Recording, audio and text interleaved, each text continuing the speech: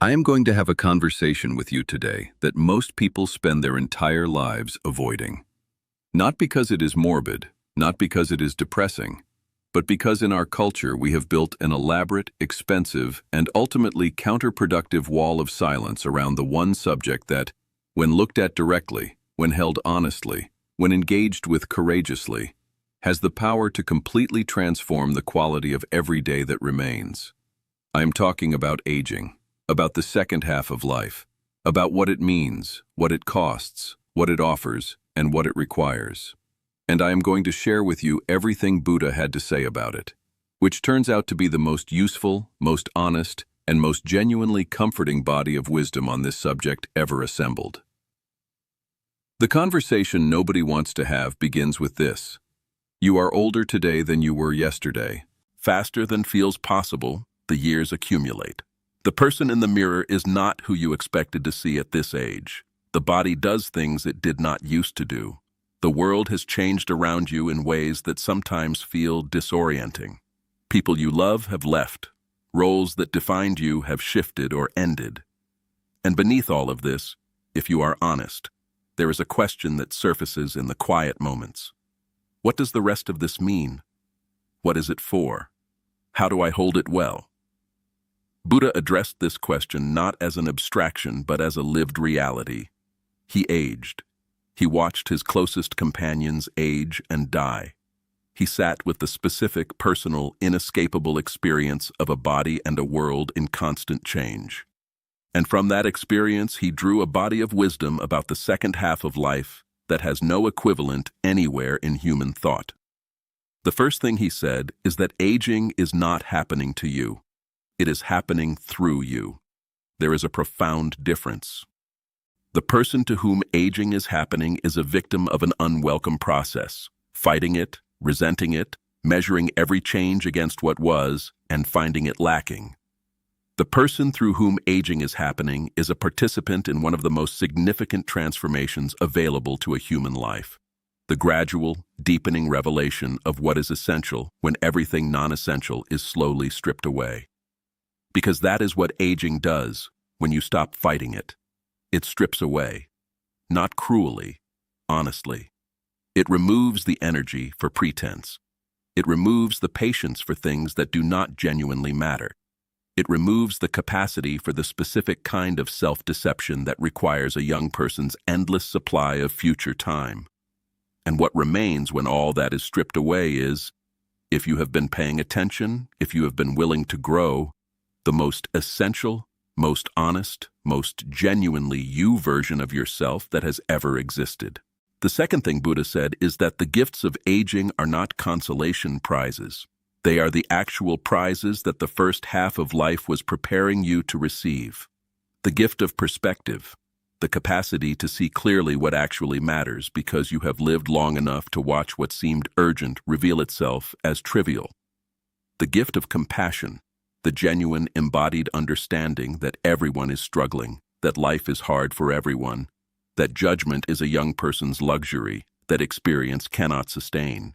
The gift of presence, the capacity to be genuinely here, in this moment, with this person, because you understand with your bones, rather than just your mind, that this moment is not guaranteed to repeat. These gifts are not available to the young. They cannot be purchased or studied or downloaded. They can only be earned, through time, through loss, through the specific, irreplaceable education of actually living a human life from beginning to the point where you can see most of it behind you. You earned these gifts. Own them. Share them. They are among the most valuable things you possess. The third thing Buddha said, and this one requires courage to hear, is that the fear of aging is almost always the fear of irrelevance, of becoming invisible, of no longer mattering in the ways you used to matter, of the world moving past you into a future that does not seem to need what you have to offer. This fear is real. It is not irrational. In a culture that worships youth and productivity and novelty, it has genuine basis. But Buddha said the response to this fear is not to fight it by performing youth. It is to redefine relevance entirely. The relevance of the elder is not the relevance of the achiever.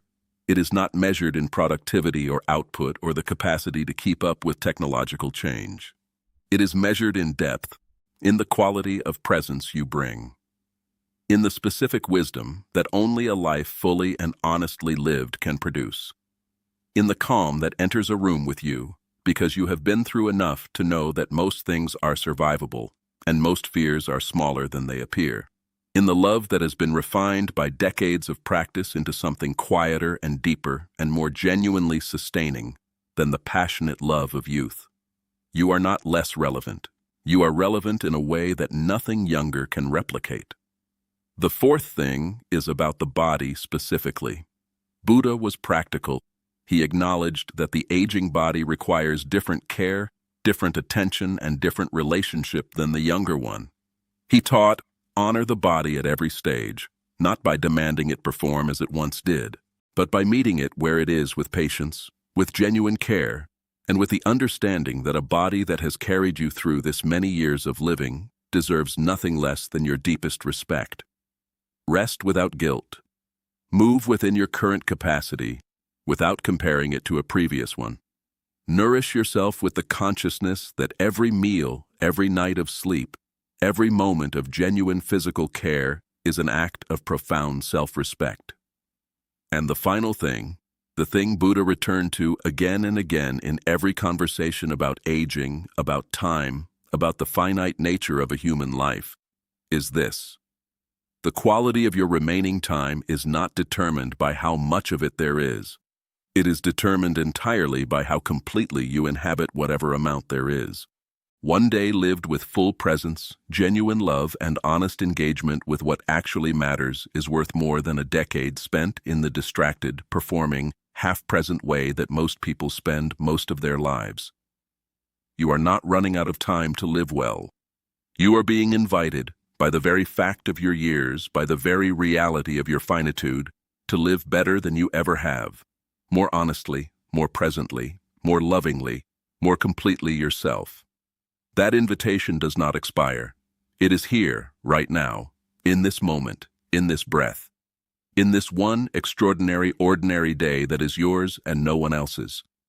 Have the conversation with yourself, with the people you love, with the time that remains. Have it honestly, bravely, and with the full depth that your years have given you the capacity to bring. It is the most important conversation you will ever have. Save this and share it with every person in your life who is in the second half and needs permission to engage with it fully. Subscribe to Tathagata Wisdom, because every single day we bring you the wisdom that transforms the most avoided conversation into the most liberating one.